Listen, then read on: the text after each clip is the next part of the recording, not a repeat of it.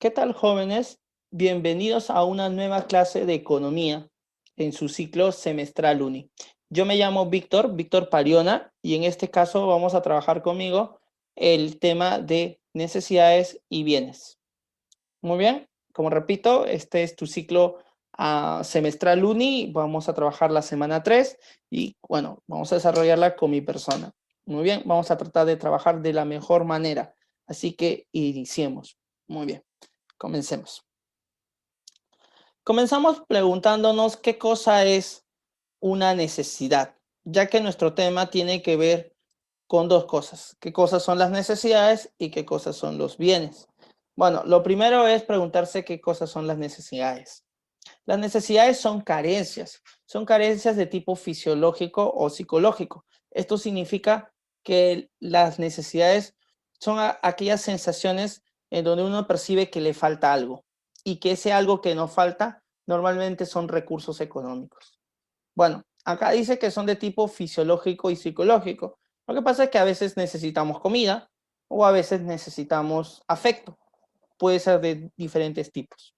Muy bien. Lo que sí podemos decir es que las necesidades son sensaciones que nos desagradan, pues son sensaciones de desequilibrio psicofisiológico.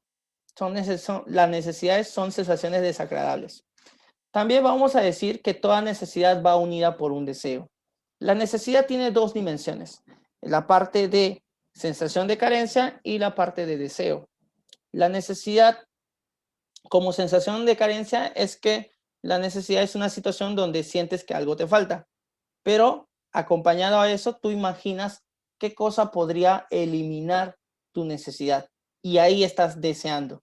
El deseo es esa imaginación, esa representación mental de lo que crees que elimina tu necesidad. Por ejemplo, yo puedo tener hambre y esa es una parte de la necesidad, el querer comer, pero en el momento que me imagino un arroz con pollo, ya ahí se está cumpliendo mi necesidad. Y yo digo de forma expresa: tengo la necesidad de un arroz con pollo. La necesidad es una carencia y un deseo. La carencia, la sensación de que me falta algo. El deseo, eso que tú imaginas que va a satisfacer tu necesidad. Muy bien, continuemos. Decimos también que hay un proceso para lograr la satisfacción de tu necesidad. Ese proceso es de esta forma. Para lograr la satisfacción, primero tenemos que llegar a la carencia. Obviamente todo inicia con esta sensación de carencia. Por ejemplo, tener sed. Es una necesidad. Bueno, perdón, es un estado de carencia. Luego viene el deseo. Ok, tengo sed, pienso en una limonada. El deseo, como te decía, es representación mental de aquello que me falta, de aquello que necesito. Justamente estas son las dos partes de la necesidad: la sensación de carencia y el deseo. Pero aquí ya estamos viendo cómo logramos la satisfacción. Luego del deseo está el proceso donde voy a adquirir aquel producto que va a lograr mi satisfacción. O sea, voy a conseguir un producto. Pero para ello debo hacer un esfuerzo físico y mental. Debo realizar actividades. Con estas actividades lograré el producto que he deseado. Si yo deseo un arroz con pollo, en el esfuerzo físico y mental estará adquirir los alimentos, ir al mercado, cocinar luego y todo eso. En este caso, preparar limonada. Si yo deseaba la limonada, tengo que prepararla, el esfuerzo físico y mental. Y por último, la satisfacción, que es la sensación agradable donde tú eliminas tu necesidad y te sientes bien. Decimos que en la satisfacción uno recobra el estado de equilibrio. Hay un término en biología que se le llama homeostasis. En la etapa de satisfacción recuperamos ese equilibrio fisio-psicológico. Muy bien, muy bien. Ya sabemos que son necesidades y ya sabemos cómo vamos logrando su satisfacción. Continuamos. Clasifiquemos las necesidades. Las necesidades se dividen en tres: primarias, secundarias y terciarias. ¿Qué es una necesidad primaria? Una necesidad primaria, también llamada necesidad básica, necesidad vital o necesidad fisiológica, son aquellas necesidades por productos que nos permiten subsistir. Repito, las necesidades primarias es cuando nosotros necesitamos cosas que son muy básicas para subsistir, para vivir. Por ejemplo, necesitar alimentos, o necesitar vestimenta, o vivienda, o descanso, o salud. ¿Te imaginas una vida en donde no tengas los productos necesarios para garantizar tu alimentación, vestimenta, vivienda, salud o descanso? Bueno, tu vida se comprometería. Justamente las necesidades primarias se enfocan en eso, en garantizar la sobrevivencia de las personas.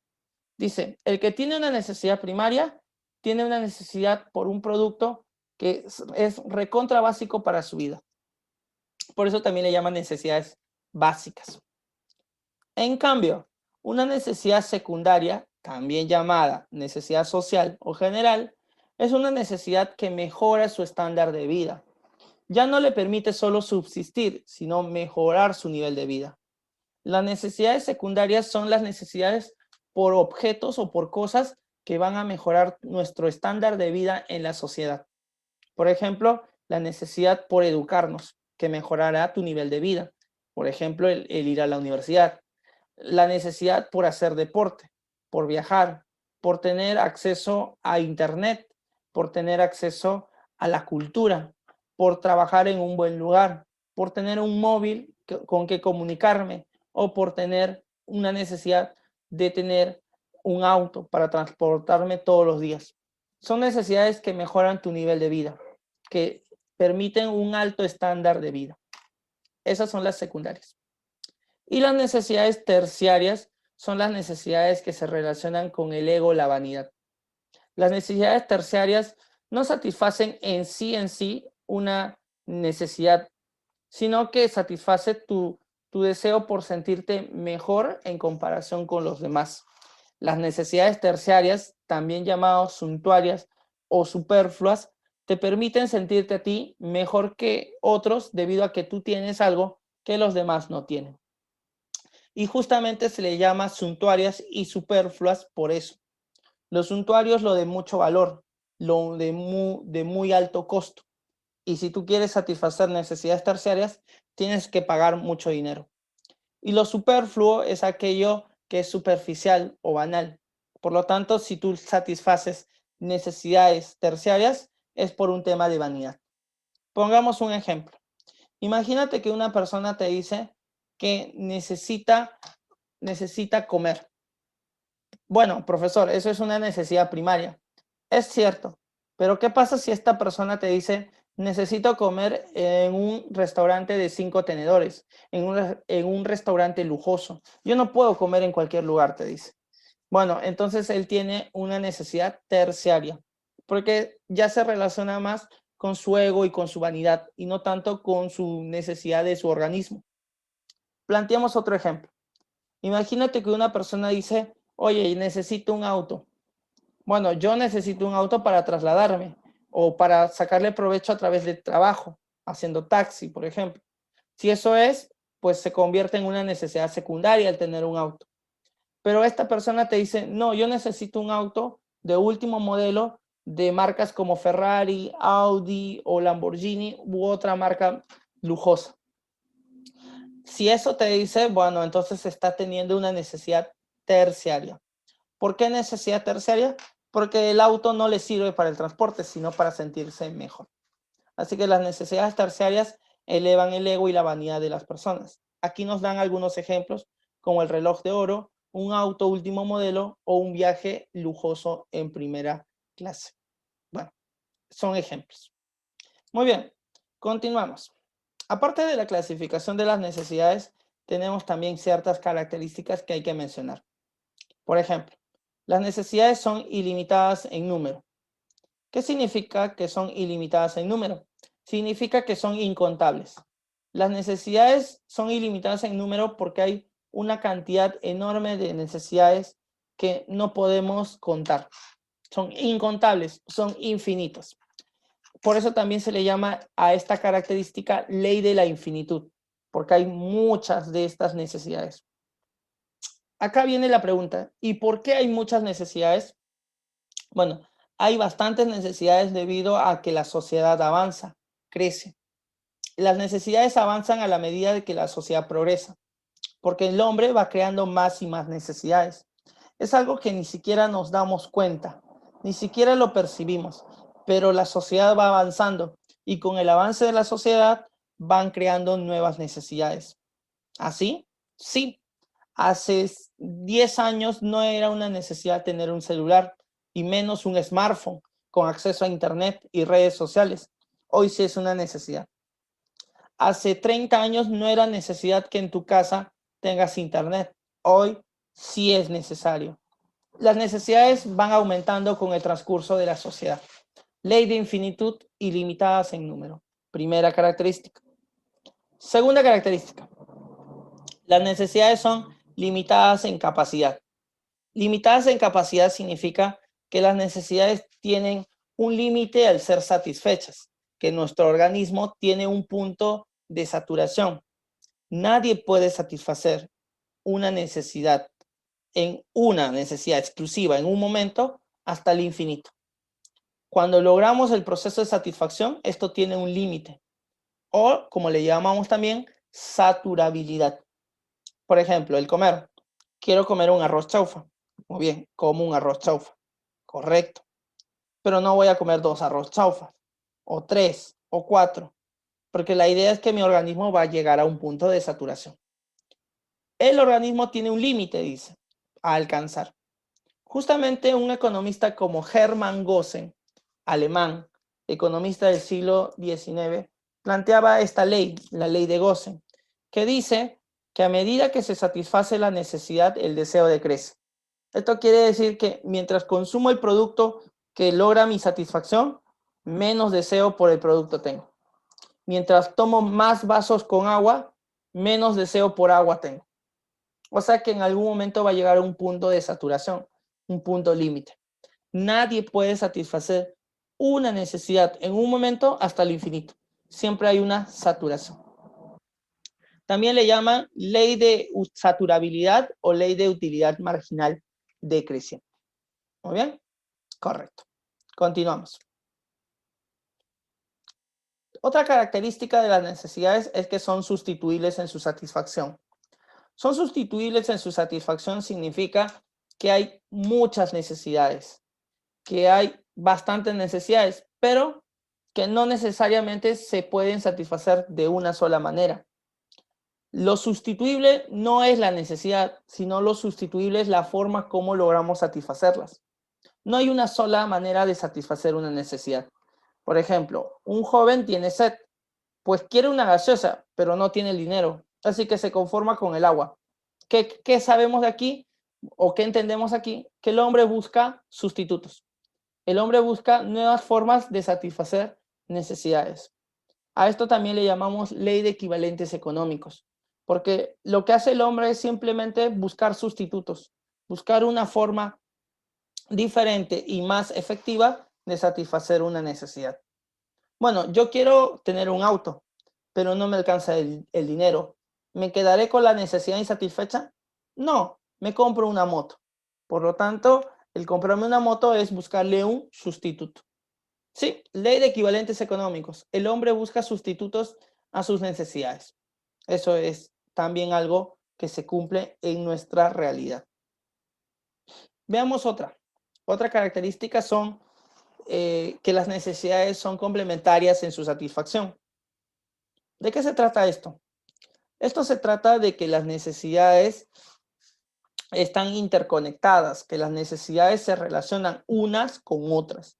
Quiere decir que para lograr la satisfacción de alguna necesidad, tenemos que lograr la satisfacción de otras necesidades. O sea que para llegar a la satisfacción de una, hay que pasar primero por la satisfacción de otra necesidad. Eso es lo que plantea esta ley, porque también se le llama ley de complementariedad o complementarias en su satisfacción.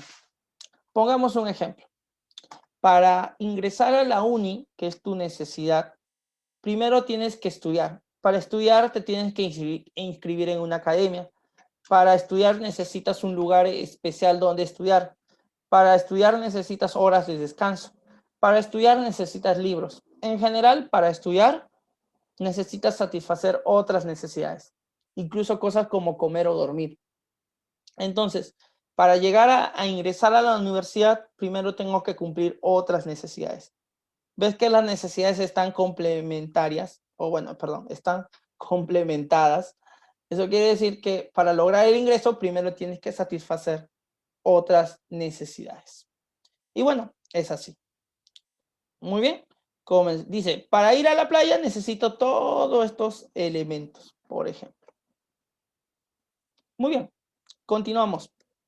Otra característica de las necesidades es que son concurrentes. ¿Qué significa?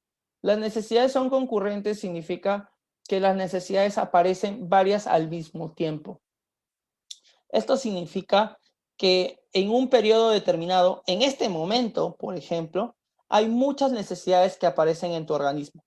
Podríamos decir que ahorita quieres comer, dormir, jugar o hacer cualquier otra actividad. O sea que tienes varias necesidades en este momento.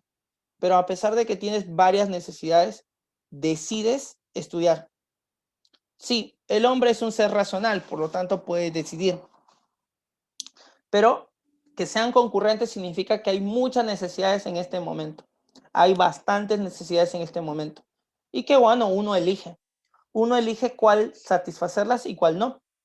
Por ejemplo, como tú estás atendiendo este video, significa que has decidido estudiar frente a otras necesidades que puedas tener.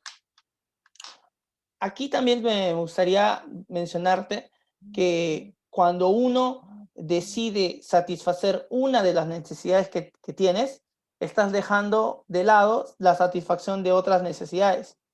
Por lo tanto, hay un costo de oportunidad. Costo de oportunidad significa aquella alternativa que dejaste de lado. Como las necesidades son concurrentes y aparecen un montón al mismo tiempo, hay necesidades que no logras satisfacer. Y esas necesidades que no logras satisfacer son tus costos de oportunidad. Así que, ya sabes, costo de oportunidad aquí aparece también. Otra característica, varían en intensidad. Varían en intensidad significa que las necesidades tienen diferentes niveles de intensidad, que a veces son más intensas y a veces son menos intensas, que a veces parecen más urgentes y que a veces parecen menos urgentes. Eso es, varían en intensidad, que nosotros percibimos a las necesidades de acuerdo al contexto. A veces creemos que es más urgente y a veces que son menos urgentes. En invierno, por ejemplo, creemos que la necesidad por bebidas calientes es muy urgente. Y en verano creemos que las bebidas frías son muy urgentes, por ejemplo. O sea, que el tema de tomar agua o beber algo no es igual en cada estación y que la necesidad cambia de intensidad. Te pongo otro ejemplo. Comer es algo muy importante y tú dirías que comer es algo muy intenso, pero a veces no es así. Imagínate tú antes del examen de admisión. Antes del examen de admisión, lo último en lo que piensas es en comer. Estás tan nervioso que ni hambre tienes. Por lo tanto, ahí comer es poco intenso. Pero luego de todo el ajetreo y luego de ya pasar todo, vas a sentir mucha hambre y ahí será más intenso. Por lo tanto, comer varían en intensidad. A pesar de que es una necesidad básica, es a veces más intensa y a veces menos intensa. Muy bien. Y la última característica es tienden a fijarse. Tienden a fijarse significa que las necesidades se desarrollan o se satisfacen a partir de procesos. Y esos procesos se convierten en hábitos, en costumbres. Ese proceso de satisfacción que ya te mencioné hace rato, eso se vuelve una costumbre. Ni siquiera te das cuenta, pero los hábitos que tienen se relacionan con necesidades y su proceso de satisfacción. Ese joven que salía todos los domingos a jugar su pichanguita, su fulbito. Su necesidad de divertirse se convirtió en un hábito. Esa familia que consume panetón y pavo en Navidad, su necesidad de comer y de celebrar se convirtió en un hábito. Esa señorita que sale a correr a las 6 de la mañana todos los días, su necesidad de deporte se convirtió en un hábito, en una costumbre. El proceso de satisfacción se nos vuelve un hábito, se nos vuelve una costumbre y a veces ni siquiera nos damos cuenta. Muy bien, y con eso terminamos el tema de necesidades.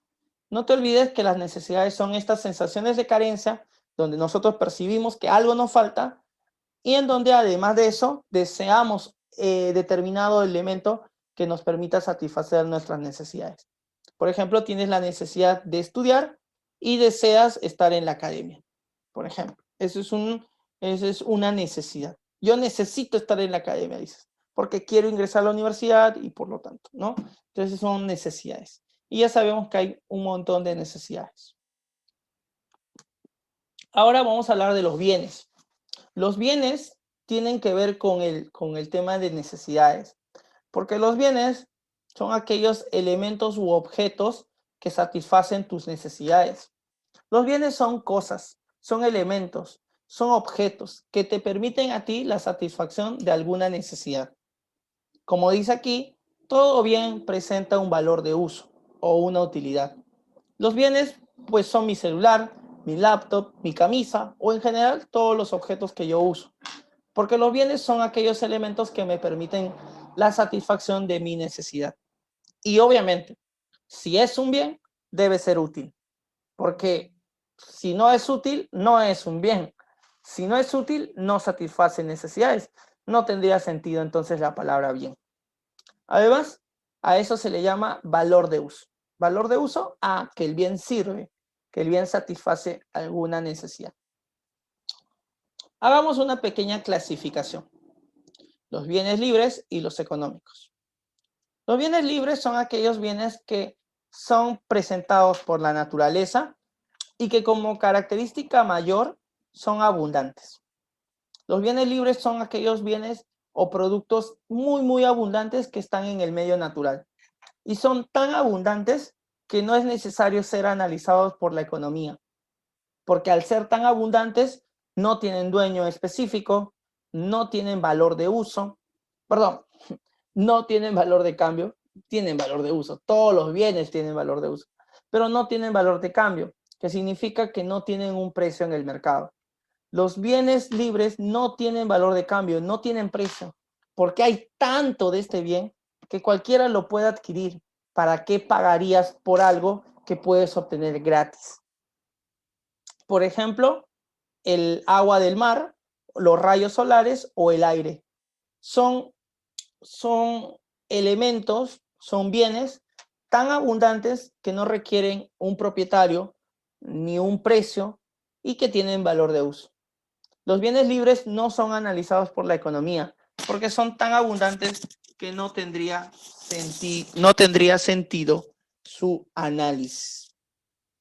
Pero bueno, los bienes libres ya saben, son abundantes, tienen valor de uso, no tienen valor de cambio, o sea, no tienen precio y no tienen un dueño en específico. Y como ejemplo, el aire. Nadie va a decir, oye, yo soy dueño del aire, ¿no? O te vendo aire a este precio, ¿no? Profesor, el oxígeno. Ahora se vende oxígeno. Ah, pero el oxígeno está relacionado más con los bienes económicos. ¿Qué son los bienes económicos? Los bienes económicos son aquellos bienes que están relacionados con la actividad del ser humano, con la actividad productiva del ser humano. Algunos dicen que los bienes económicos son elaborados por el ser humano. Bueno, están en relación a las actividades económicas del ser humano. Por ejemplo, el oxígeno medicinal en balones para las personas enfermas de COVID. Ese es un bien económico. Y veamos sus características. Los bienes económicos son escasos, o sea, no hay mucho de este bien. No es como el bien libre, que es abundante, que hay una cantidad infinita. Los bienes económicos son escasos. Y al ser escaso, la cosa cambia.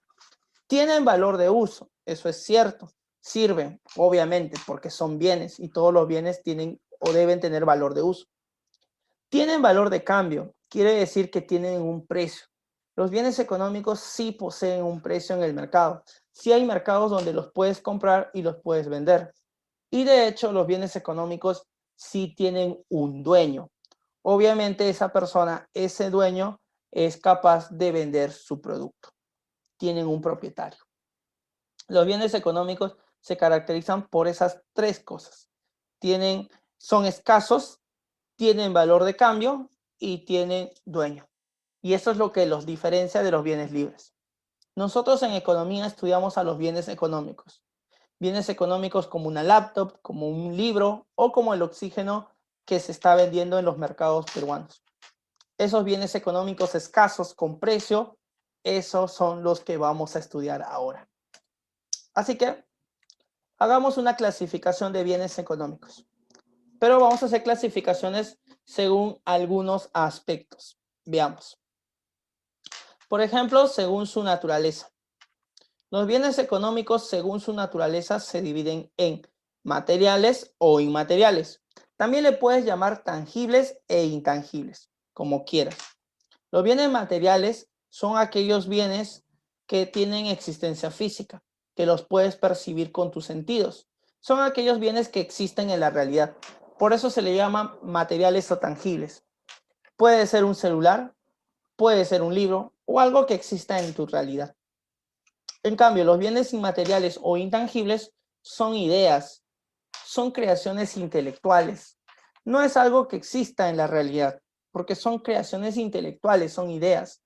Puede ser una marca, un logotipo, una franquicia, los derechos de autor de creaciones como libros, las patentes sobre productos industriales. En verdad, muchas cosas inmateriales que creamos tienen valor económico y le llamamos bienes inmateriales. Por ejemplo, te pongo el caso de las vacunas contra el COVID. Las vacunas contra el COVID fueron elaboradas por laboratorios como Pfizer o AstraZeneca. Y estos laboratorios piden a los gobiernos que se le entregue las patentes. ¿Y qué cosas son las patentes? Las patentes son los derechos que tienen los laboratorios para poder ser los únicos que vendan su vacuna. Así que las patentes, que es el derecho para usar exclusivamente mi vacuna, pues es un bien inmaterial, porque un derecho de algo no existe en la realidad, es una creación intelectual. Así que las patentes son bienes inmateriales. Veamos otro criterio. Según su función. Según su función, los bienes pueden ser intermedios o finales. ¿Qué significa? Si el bien es intermedio, significa que el bien no está acabado, no está terminado, que le falta un proceso productivo adicional. Eso significa que sea intermedio. Los bienes intermedios son aquellos bienes que les falta todavía transformación. Yo le llamo a estos insumos. Por ejemplo, la harina de trigo, el cuero, la tela o la madera. Son productos que las empresas consiguen, pero que no están terminados. Justamente sirven para la producción. En cambio, un bien final es un bien acabado, es un bien terminado. Un bien que si tú lo adquieres ya está listo para la satisfacción de tu necesidad. Los bienes finales son aquellos bienes que están listos para ser usados. No hay que transformarlos más, ya están listos. Por ejemplo, mientras el cuero es un bien intermedio, el zapato es un bien final, ya está listo para usarse. Mientras la harina es un bien intermedio, el pan es un bien final. Un bien acabado, un bien terminado como el pan, es un bien final. La harina de trigo que le falta procesar es un bien intermedio. Así que ya sabes, intermedios que le falta proceso productivo, final que están listos para el consumo. Veamos otra característica, otra clasificación de los bienes económicos. Veamos. Tenemos aquí según su duración. Según su duración significa que existen bienes que duran en un corto plazo y bienes que sirven para un largo plazo. Veamos. Tenemos los bienes fungibles. Los bienes fungibles son bienes que se usan por un corto tiempo, son de corta duración. Algunos dicen que los bienes fungibles son aquellos bienes que los puedes usar una vez nada más, no los puedes usar más. Otros dicen que son los bienes descartables, o sea que los usas y los desechas nada más. Bueno, la idea es que los bienes fungibles, pues su uso dura muy poco tiempo. Por ejemplo, todos los productos descartables o un cigarro. Si tú te fumas un cigarro, ya no lo puedes volver a usar. Solo tiene un uso, por ejemplo. Y no fumes, por favor. Dile no a las drogas. Otro bien, el bien fungible, que es el bien descartable, que es el bien de corto plazo, se contradice con los bienes infungibles. El bien infungible es aquel bien que puedes usarlo varias veces o lo puedes usar por largo tiempo. Es un bien de larga duración, que se puede reusar, reutilizar. Por ejemplo, una casa, que el uso de una casa dura años de años. Pueden ser décadas, pueden ser siglos. Una casa puede ser usada mucho tiempo. Los electrodomésticos, que sirven por varios años. Por lo tanto, también tienen varios usos. ¿Ya? Los infungibles son aquellos que sirven para varios procesos, varios usos, varias utilizaciones. Muy bien. Muy bien. Otro criterio de clasificación es según el destino. Según el destino, hay bienes de consumo y hay bienes de capital. Un bien de consumo es aquel bien que va destinado, por eso el criterio del destino, va destinado a las familias. Son productos que las familias adquieren para satisfacer sus necesidades. Los bienes de consumo van destinados a las personas como tú o como yo, y son productos para nosotros, para nuestro uso, para la satisfacción de necesidades. Puede ser alimentos, puede ser una chompa, puede ser una mesa. En general, puede ser cualquier cosa que vaya destinado a las familias peruanas a que puedan satisfacer sus necesidades. En cambio, un bien de capital es un bien que va a las empresas. El bien de capital es un bien que será demandado por las empresas para la producción. El bien de capital es un bien de uso productivo y son adquiridos por las empresas. Las empresas usan estos bienes de capital para producir otros bienes o servicios. Sí, los bienes de capital son usados en las empresas para producir más bienes y servicios. Tenemos aquí como ejemplos maquinarias, herramientas, repuestos, insumos también. Los bienes de capital son productos que en las empresas serán utilizados en el proceso productivo. Así que ya sabes, si el bien es para las familias, para su uso, para su consumo, es un bien de consumo.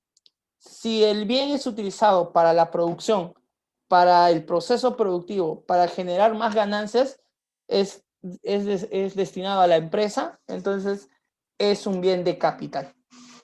¿Ok? Es un bien de capital. Muy bien. Otro criterio son el aspecto jurídico. El aspecto jurídico significa que los bienes se clasifican según lo que diga el Código Civil. El Código Civil nos dice que los bienes se dividen en muebles e inmuebles. Los bienes muebles son aquellos bienes que pueden ser trasladados de un lugar a otro. Los bienes muebles son aquellos bienes que pueden ser llevados de un lugar a otro, trasladados de un lugar a otro. Son trasladables, como un auto, como ropa o como artefactos. Esos son los muebles. Mientras que los inmuebles, también llamados bienes raíces, son aquellos bienes que no pueden ser llevados a un lugar diferente. No pueden ser trasladados a otro lugar. Son bienes raíces o bienes in situ. Los bienes inmuebles se han creado para quedarse en un solo lugar. Por ejemplo, un estadio de fútbol no es trasladable, así que es un inmueble. Tu casa es un inmueble. Un aeropuerto es un inmueble. Y una comisaría también es un inmueble. Muy bien, los inmuebles son no trasladables. También tenemos aquí, según su relación con el ingreso. Según su relación con el ingreso, hay bienes normales y hay bienes inferiores. ¿Qué es un bien normal? Un bien normal es aquel bien que se utiliza por las personas que tengan buenos ingresos. Los ingresos es el dinero que uno gana, que uno percibe.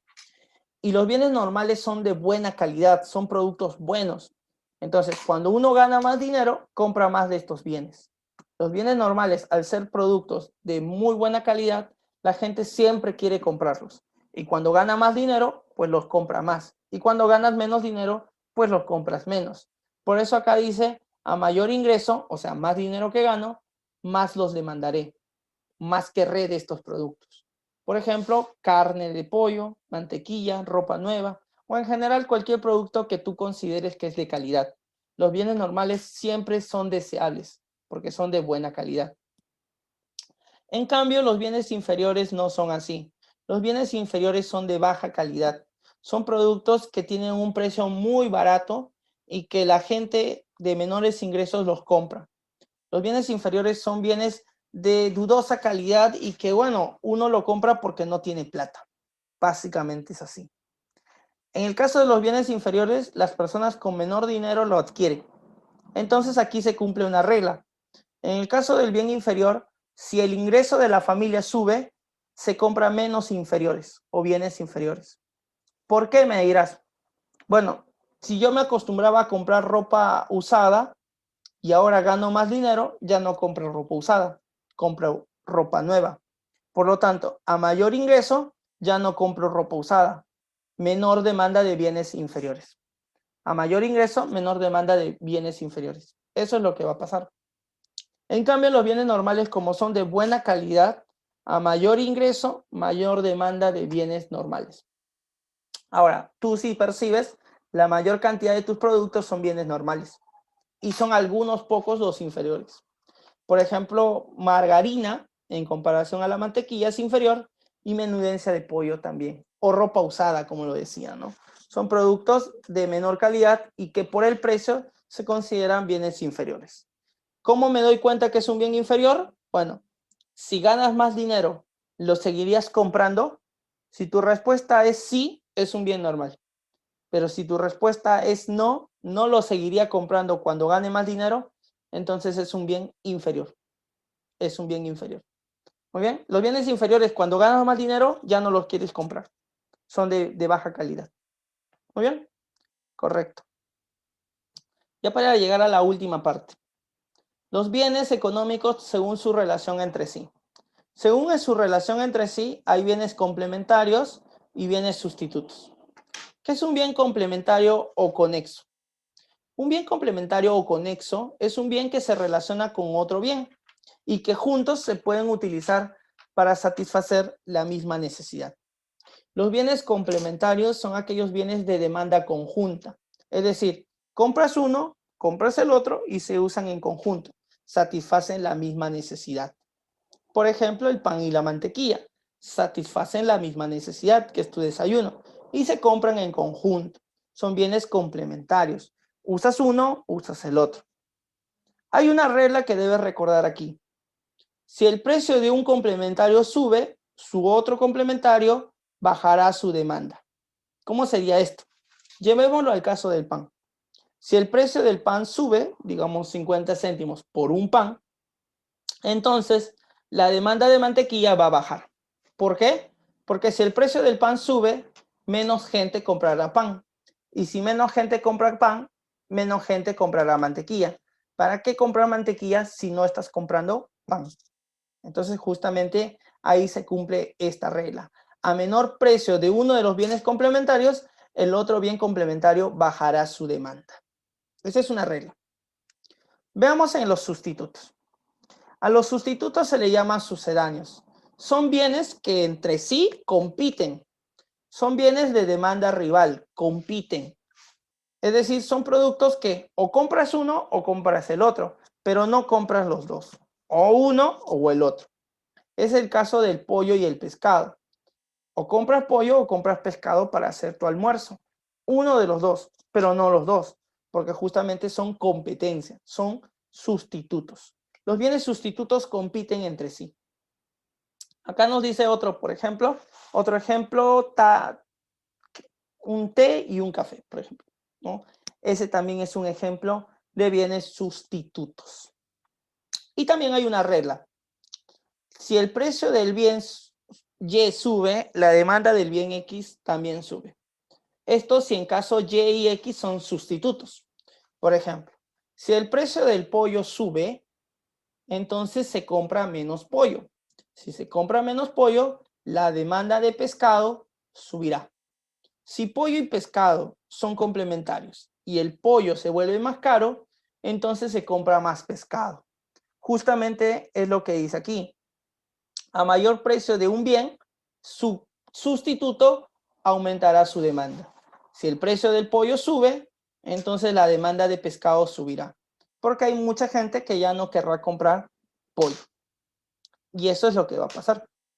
Muy bien. Esto es con relación a los sustitutos y complementarios. No te olvides. Tenemos también por su relación con el precio. Aquí tenemos que recordar la ley de la demanda. La ley de la demanda dice que mientras el precio suba, la gente va a comprar en menor cantidad. Eso dice la ley de la demanda. O sea, a mayor sea el precio, menor la cantidad que yo voy a adquirir de un producto. Eso dice la ley de la demanda. Pero los bienes Giffen y los bienes Veblen son excepciones a esa ley. Son bienes que no cumplen la ley de la demanda. Quédate con esa idea. Los bienes Giffen y los bienes Veblen no cumplen con la ley de la demanda. Eso es lo primero. Ahora, separemos qué es un bien Giffen de un bien Veblen. Un bien Giffen es un bien inferior, o sea, un bien de baja calidad, pero que cumple con ser bienes de primera necesidad. Eso quiere decir que son cosas muy básicas. Alimentos, ¿no? Sobre todo alimentos, normalmente en general con alimentos. Son tan importantes para las familias, los bienes Giffen, son tan importantes para las familias que cuando su precio sube, la gente deja de gastar en otras cosas y sigue comprando el bien Giffen. Por ejemplo, en China se hizo un experimento. En este experimento a una población china se le subió el precio del arroz y el arroz era un bien Giffen. ¿Y qué hizo esta población? Como no había otro sustituto y como el bien arroz era inferior, o sea, era barato, decidió esta población ya no comprar otras cosas como carne o verduras y solo compraba arroz. Con el dinero que se ahorraban de lo que no compraban, compraban más arroz incluso. Ahí se vio este fenómeno, que el precio subía y la cantidad de arroz que compraban era mayor. Eso es lo ilógico de los bienes Giffen. A mayor sea el precio, mayor la cantidad que se compra. Por eso te digo que no cumple con la ley de la demanda. En el caso de los bienes Giffen, bienes inferiores de primera necesidad y súper importante para las familias. Como son súper importantes, cuando su precio sube, esta familia se ve obligado a querer comprar más. En cambio, los bienes Veblen son más fáciles de entender. Los bienes Veblen son aquellos bienes lujosos, muy, muy lujosos, y que ciertas personas deciden comprarlos y comprarlos y comprarlos. Y cuando son más caros, quieres comprarlo más. Bueno, eso no es para todas las personas, solo para algunos de nosotros. Los bienes Veblen son bienes de alto lujo y obviamente no cumplen la ley de la demanda también. Imagínate un multimillonario en una subasta. Mientras el precio es más alto, lo quiere comprar más. Por ejemplo, un auto subastado. Mientras el precio del auto va subiendo, este millonario quiere comprar más ese auto. Bueno, esa actitud no cumple con la ley de la demanda, pues la ley de la demanda decía que si el precio sube, tú ya no lo quieres comprar. Bueno, los bienes Veblen son bienes tan pero tan lujosos que ciertas familias de altos ingresos, cuando el precio sube, lo quieren comprar más. Y también son ejemplos reducidos, porque no es que pase todos los días, ¿no? Los bienes Giffen y los bienes Veblen no cumplen con la ley de la demanda, pero los bienes Giffen son bienes de primera necesidad. Son bienes muy, muy básicos de familias muy pobres, mientras que los bienes Veblen son bienes lujosos que son consumidos por familias ricas. Y que, bueno, en este caso, a mayor sea el precio, mayor querrán comprarlos. Y esa es justamente la acción irracional, porque no cumplen con la ley de la demanda. Muy bien. Y por último, con su relación al comercio internacional. Con su relación al comercio internacional hay bienes transables y no transables.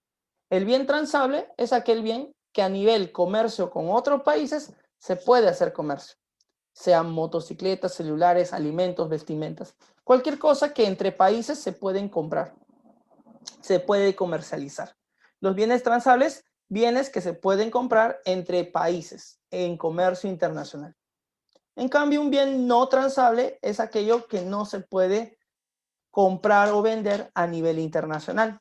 Los bienes no transables son productos que a nivel internacional no se pueden intercambiar. Por ejemplo, los inmuebles.